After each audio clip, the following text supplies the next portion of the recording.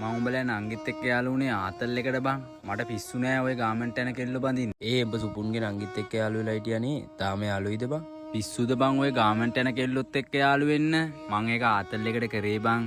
මට හිතුණා උඹ ඒකට තමයි ආදරය කරේ කියලා. උඹ දන්නවනේ ඉතින් මගේ ඇටි. පව් බං අසරණ කෙල්ලෝ.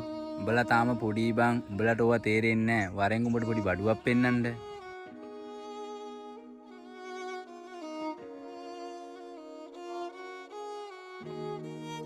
කොහමද?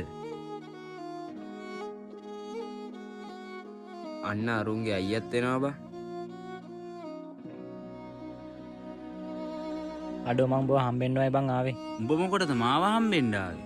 අපේ නංගි කන්නයක් බොන්න නැතුව උඹ ගැන කී අඬන්න බං වෙట్లా ඉන්නේ. ඒක ඉතින් මට කියලා මොනවා කරන්නද? අඩෝ එහෙම කියන්න එපා බං. ඒකින් උඹට සෑහෙන්න ආදරය කරා. ඔව් මාත් ඒක දන්නවා. උඹට පින් සිද්ධ වෙයි බං. පොඩ්ඩ නංගිත් එක්ක කතා කරහන්කෝ ගිහිල්ලා. මම උඹලා නංගිත් එක්ක යාළු වුණේ ආතල් එකට බං. මට පිස්සු නෑ ඔය ගාමන්ට් යන කෙල්ල බඳින්න. අනේ අයි බං එහෙම කෙල්ලන්ට බොරු කරන්නේ. පව් බං මගේ අසරණ නංගි. උඹට ඔච්චර අමාරු නම් උඹේ නංගිට හොඳ කොල්ලෙක් හොයලා බන්දලා දියා. අපේ ගෙවල් වලින් ගාමන්ට් යන කෙල්ලොන්ට කැමති නෑ. උඹලගේ වැල්වලුත් අකමැති නම් අයි බං අපේ නංගිට ලං වුණේ.